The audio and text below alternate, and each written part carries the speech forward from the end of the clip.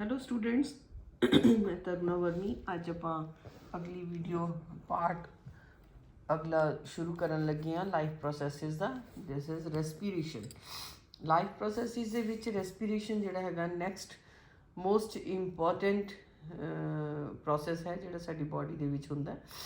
ਇਸ ਦੇ ਵਿੱਚ ਕੀ ਹੁੰਦਾ, assimilated food is used as fuel to get energy for various life processes.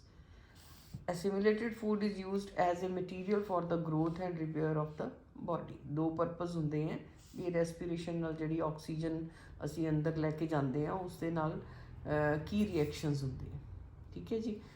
We will now describe how energy is released from the food which is absorbed and assimilated in the cells of the body। Please note it that food is the fuel for energy production in cells। मतलब ਜਿਹੜਾ food ਹੈ ਉਹ energy produce ਕਰਨ ਲਈ ਇੱਕ ਤਰ੍ਹਾਂ ਦਾ fuel ਦਾ ਕੰਮ ਕਰਦਾ। The process of releasing energy from food is called respiration। What is respiration? The process of releasing energy from food is called respiration।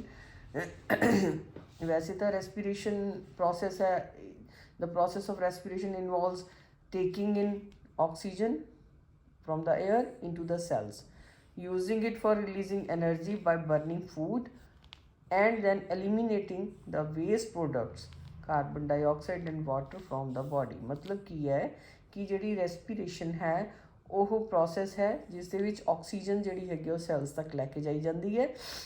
ਫਿਰ ਇਸ ਨੂੰ ਐਨਰਜੀ ਜਿਹੜਾ ਫੂਡ ਹੈ ਉਸ ਦੇ ਨਾਲ ਇਹ ਰਿਐਕਸ਼ਨ ਕਰਕੇ ਐਨਰਜੀ ਰਿਲੀਜ਼ ਕਰਦੀ ਹੈ, ਔਰ ਵੇਸਟ ਪ੍ਰੋਡਕਟਸ ਜਿਵੇਂ ਕਾਰਬਨ ਡਾਈਆਕਸਾਈਡ ਅਤੇ ਜਿਹੜਾ ਪਾਣੀ ਹੈ ਇਹਨਾਂ ਦੋਨਾਂ ਨੂੰ ਬਾਡੀ ਦੇ ਵਿੱਚੋਂ ਬਾਹਰ ਕੱਢਣਾ ਇਸ ਦਾ ਕੰਮ ਹੈ।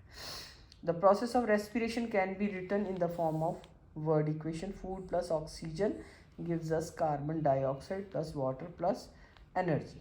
ਹੁਣ ਇਸ ਦੇ ਵਿੱਚ ਦੇਖੋ ਇਹ ਇੱਕ ਸੈੱਲ ਹੈ ਜਿਸ ਦੇ ਵਿੱਚ ਇੱਧਰੋਂ ਫੂਡ ਆਇਆ, ਇੱਧਰੋਂ ਆਕਸੀਜਨ ਆਈ ਅਤੇ ਇਸ ਵਿੱਚੋਂ ਕੀ ਇਸਨੇ ਨਿਕਲਿਆ, ਕਾਰਬਨ ਡਾਈਆਕਸਾਈਡ ਨਿਕਲੀ, ਐਨਰਜੀ ਨਿਕਲੀ ਅਤੇ ਵਾਟਰ ਨਿਕਲਿਆ। ਇੱਕ ਸੈੱਲ ਦੇ ਹਰ ਇੱਕ ਸੈੱਲ ਸਾਡੀ ਬਾਡੀ 'ਚ ਲੱਖਾਂ ਮਿਲੀਅਨਸ ਆਫ ਸੈੱਲਸ ਹੈਗੇ ਹੈ, ਔਰ ਹਰੇਕ ਸੈੱਲ ਜਿਹੜਾ ਹੈ ਇਹ ਰਿਐਕਸ਼ਨ ਕਰ ਰਿਹਾ। Respiration is essential for life because it provides energy for carrying out all the life processes which are necessary to keep the organisms alive। ਸਾਨੂੰ ਜਿੰਦਾ ਰਹਿਣ ਲਈ ਜਿੰਨਾ ਵੀ ਪ੍ਰੋਸੈਸ ਚੱਲਦੀ ਹੈ ਲਾਈਫ ਪ੍ਰੋਸੈਸਿਸ ਹੈ ਸਾਰੀਆਂ ਉਹਨਾਂ ਲਈ ਸਭ ਤੋਂ ਇੰਪੋਰਟੈਂਟ ਜਿਹੜੀ ਹੈ ਰੈਸਪੀਰੇਸ਼ਨ ਹੈ। All the life processes are important, but respiration is very much essential for life because it provides energy for carrying out all the life processes which are necessary to keep the organism alive। Now comes breathing and respiration। The mechanism by which organism obtain oxygen from air and release carbon dioxide is called breathing। ਜਿਹੜਾ carbon dioxide ਛੱਡਣਾ ਤੇ oxygen ਲੈਣਾ ਉਸ ਨੂੰ ਅਸੀਂ ਕਹਿ ਦਿੰਦੇ breathing. ਅਤੇ ਰੈਸਪੀਰੇਸ਼ਨ ਥੋੜ੍ਹਾ ਜਿਹਾ ਕੰਪਲੈਕਸ ਪ੍ਰੋਸੈਸ ਹੈ, ਉਹ ਪਹਿਲਾਂ ਵੀ ਕੀਤਾ ਵੀ ਸੈਲਸ ਦੇ ਵਿੱਚ ਜਾ ਕੇ ਉਸ ਦੇ ਨਾਲ ਆਪਣਾ ਫੂਡ ਦੇ ਨਾਲ ਰਿਐਕਸ਼ਨ ਕਰਕੇ ਐਨਰਜੀ ਰਿਲੀਜ਼ ਕਰਨਾ ਉਸ ਨੂੰ ਕੀ ਕਹਿੰਦੇ ਹਾਂ ਅਸੀਂ ਰੈਸਪੀਰੇਸ਼ਨ। ਓਕੇ ਜੀ। Again respiration is actually a biochemical process which occurs in stages and requires many enzymes। The main purpose of respiration is the release of energy from the oxidation of simple food molecules like glucose। Glucose the oxidation करना respiration the process होती है। Okay ji. How energy released during respiration is stored। Energy किमें release होती है? The energy produced during respiration is stored in the form of ATP molecules in the cells of body and used by organism as and when required। ਜਦੋਂ ਚਾਹੀਏ ਇਹ ਮਤਲਬ store ਹੋ ਜਾਂਦੀ ਹੈ energy ਅਤੇ ਜਦੋਂ ਆਰਗੇਨਿਜ਼ਮ ਚਾਹੇ ਇਸ ਨੂੰ ਯੂਜ਼ ਕਰ ਸਕਦਾ ਹੈ। ADP is a substance called adeno diphosphate। The molecule of ADP are present in a cell। ADP has low energy content। ATP is a substance called adenosine triphosphate। ਹੁਣ ਇਹ ਤੁਹਾਨੂੰ ਫੁੱਲ ਫਾਰਮ ਵੀ ਆ ਜਾਂਦੀ ਹੈ ਇਸ ਦੀ ਵੀ। What is ADP? adenosine diphosphate। ATP adenosine triphosphate. It is also present inside a cell. ATP ਜਿਹੜਾ cell ਦੇ ਅੰਦਰ ਪਿਆ ਹੁੰਦਾ ਔਰ high energy content ਹੈ. Okay ਜੀ. The energy released during respiration is used to make ATP molecule from the ADP and inorganic phosphate. ਇਹਦਾ reaction ਵੀ ਦਿੱਤਾ ਹੋਇਆ ਹੈ. ADP ਮਤਲਬ ਜਿਹੜੀ ਲੋ ਐਨਰਜੀ ਡਾਈਫਾਸਫੇਟ ਹੈ, ਐਡੀਨੋਸਿਨ ਡਾਈਫਾਸਫੇਟ ਹੈ, ਉਹ ਫਾਸਫੇਟ ਦੇ ਨਾਲ ਹੋਰ ਫਾਸਫੇਟ ਉਸ ਦੇ ਨਾਲ ਮਿਲ ਜਾਂਦਾ ਹੈ ਤਾਂ ਔਰ ਐਨਰਜੀ ਜਿਹੜੀ ਹੈ ਰੈਸਪੀਰੇਸ਼ਨ ਦੇ ਨਾਲ ਮਿਲਦੀ ਹੈ ਤਾਂ ਉਸ ਦਾ ਕੀ ਬਣ ਜਾਂਦਾ ਹੈ, ATP ਐਡੀਨੋਸਿਨ ਟ੍ਰਾਈਫਾਸਫੇਟ ਬਣ ਜਾਂਦਾ ਹੈ ਜਿਹੜੀ ਬਹੁਤ ਜ਼ਿਆਦਾ ਐਨਰਜੀ ਹੁੰਦੀ ਹੈ, ਹਾਈ ਐਨਰਜੀ ਹੁੰਦੀ ਹੈ. ਠੀਕ ਹੈ.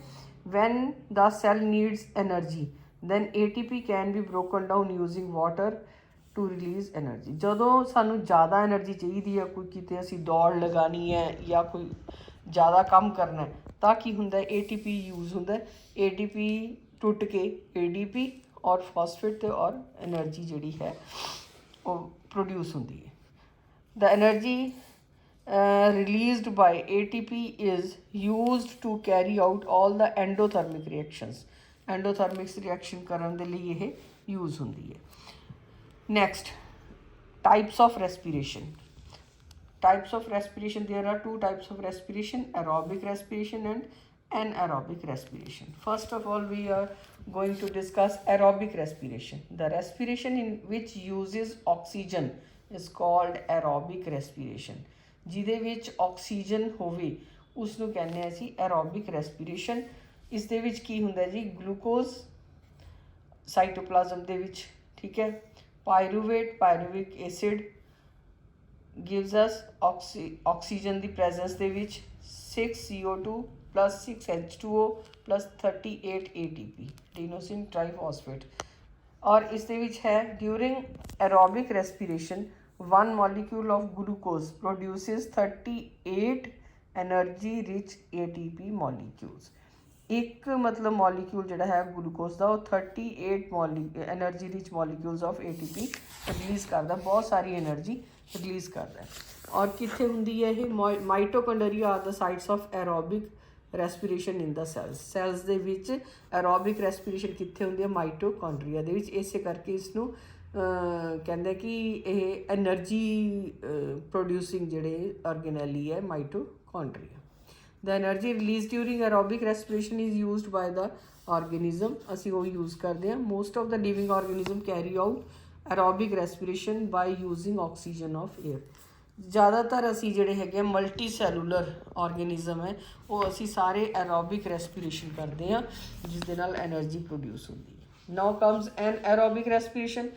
The respiration which takes place without oxygen is called anaerobic respiration. ਇਸ ਵਿੱਚ ਆਕਸੀਜਨ without oxygen ਹੋਵੇ ਜਾਂ in the presence of less oxygen.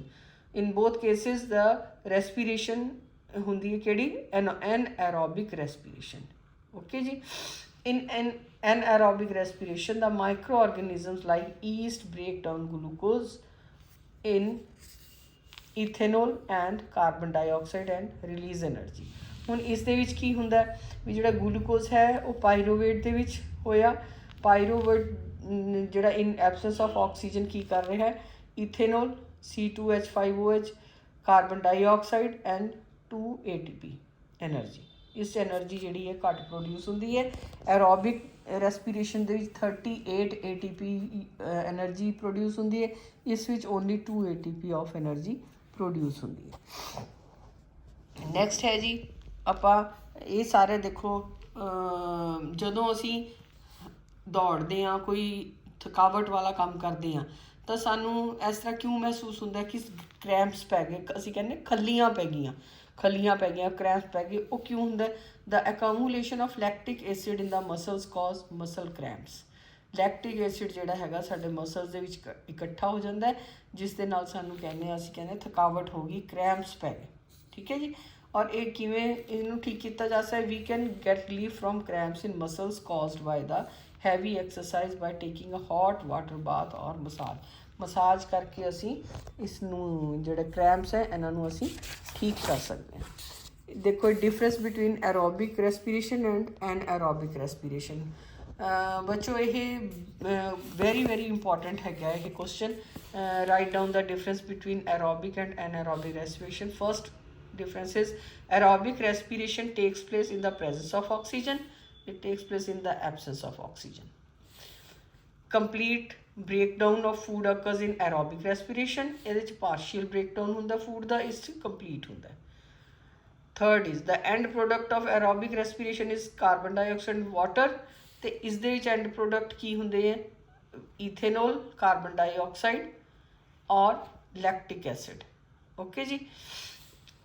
Lactic acid ਬੱਚੋ ਕਿਉਂ ਇੱਥੇ ਲਿਖਿਆ ਹੋਇਆ ਹੈ? ਆਪਾਂ ਕਹਿੰਦੇ ਨਾ ਵੀ ਥਕਾਵਟ ਹੁੰਦੀ ਹੈ ਜਦੋਂ ਅਸੀਂ ਤੇਜ਼ ਨੱਠਦੇ ਹਾਂ ਜਾਂ ਬਹੁਤ ਜ਼ਿਆਦਾ ਕੰਮ ਕਰਦੇ ਹਾਂ ਤਾਂ ਸਾਹ ਰਾਹੀਂ ਇੰਨੀ ਆਕਸੀਜਨ ਸਾਡੀ ਬਾਡੀ 'ਚ ਜਾਂਦੀ ਨਹੀਂ, ਤਾਂ ਮਤਲਬ ਜਿਹੜੀ ਸਾਡੀ ਰੈਸਪੀਰੇਸ਼ਨ ਹੁੰਦੀ ਇਨ ਦਾ ਪ੍ਰੈਜ਼ੈਂਸ ਆਫ ਲੈਸ ਆਕਸੀਜਨ, ਤਾਂ ਉੱਥੇ ਪ੍ਰੋਡਕਸ਼ਨ ਹੁੰਦੀ ਹੈ ਲੈਕਟਿਕ ਐਸਿਡ ਦੀ, ਤਾਂ ਸਾਨੂੰ ਥਕਾਵਟ ਹੁੰਦੀ ਹੈ। Aerobic respiration produces a considerable amount of energy 38 ATP, ਔਰ ਇਹਦੇ ਵਿੱਚ ਐਨਰਜੀ ਜਿਹੜੀ ਹੈ much less energy is produced in anaerobic respiration. Now respiration in plants. ਇਕੱਲੇ ਐਨੀਮਲਸ ਦੇ ਵਿੱਚ ਹੀ ਰੈਸਪੀਰੇਸ਼ਨ ਨਹੀਂ ਹੁੰਦੀ, ਪਲਾਂਟਸ ਦੇ ਵਿੱਚ ਵੀ ਰੈਸਪੀਰੇਸ਼ਨ ਹੁੰਦੀ ਹੈ। Respiration in plants differ from that in animals in 3 respects. ਕਿਵੇਂ ਡਿਫਰ ਕਿਵੇਂ ਕਰਦੀ ਹੈ ਐਨੀਮਲਸ ਤੋਂ? all the parts of plant like root, stem and leaves perform respiration individually. On the other hand, animals perform respiration as a single unit.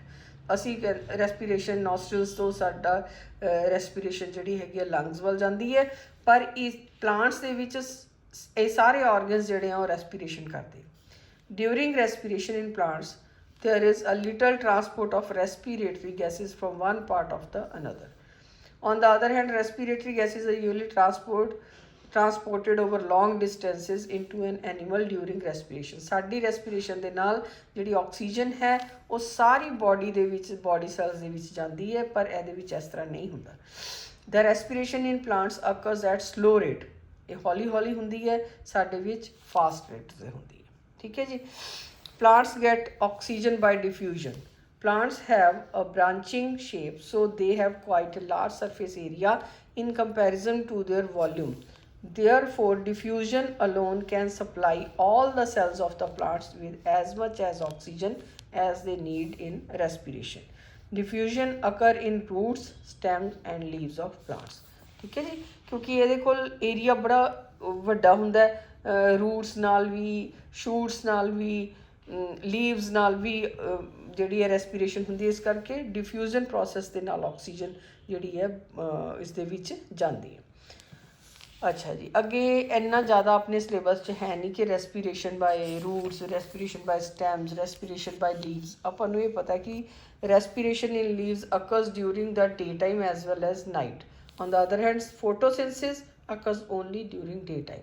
ਇਹ ਬੱਚੋ ਕਈ ਵਾਰੀ ਤੁਸੀਂ ਇੱਥੇ ਮਿਸਅੰਡਰਸਟੈਂਡ ਕਰ ਜਾਂਦੇ ਹੋ ਕਿ ਫੋਟੋਸਿੰਥਸਿਸ, ਅਸੀਂ ਤਾਂ ਕਹਿੰਦੇ ਹਾਂ ਕਿ ਕਾਰਬਨ ਡਾਈਆਕਸਾਈਡ ਛੱਡਦੇ ਆ ਪਲਾਂਟਸ, ਅਤੇ ਹੁਣ ਇੱਥੇ ਇਹ ਪ੍ਰੋਸੈਸ ਆ ਗਈ ਵੀ ਇਹ ਆਕਸੀਜਨ ਵੀ ਲੈਂਦੇ ਹੈ, ਨਾ ਸੌਰੀ ਅਸੀਂ ਕਹਿੰਦੇ ਵੀ ਆਕਸੀਜਨ ਛੱਡਦੇ ਹੈ, ਪਰ ਇੱਥੇ ਇੱਕ ਪ੍ਰੋਸੈਸ ਹੋਰ ਚੱਲਦੀ ਹੈ ਇਹਦੇ ਨਾਲ, ਰੈਸਪੀਰੇਸ਼ਨ ਦੀ। ਰੈਸਪੀਰੇਸ਼ਨ ਅਲੱਗ ਪ੍ਰੋਸੈਸ ਹੈ ਜਿਸ ਵਿੱਚ plants inhale oxygen, exhale carbon dioxide, and the photosynthesis is the process in which plants inhale carbon dioxide and exhale oxygen. ठीक है, ये दोनों चलती हैं, पर फोटोसिंथेसिस ये 24 घंटे चलती है रेस्पिरेशन, पर जी फोटोसिंथेसिस है ये सिर्फ डे टाइम पर चलती। ओके जी, हुण रेस्पिरेशन इन एनीमल्स तो आप पहला कर चुके हैं। ये मेरे ख्याल लंग्स ते आ जाओ, ਰੈਸਪੀਰੇਸ਼ਨ ਕੀ ਆਰਗਨਸ ਇੱਥੇ ਆ ਜਾਓ ਜੀ ਕਿਵੇਂ ਹੁੰਦੀ ਹੈ। ਹਿਊਮਨ ਰੈਸਪੀਰੇਟਰੀ ਸਿਸਟਮ ਜੇ ਅਸੀਂ ਕਰੀਏ ਤਾਂ ਕਿਵੇਂ ਹੁੰਦਾ?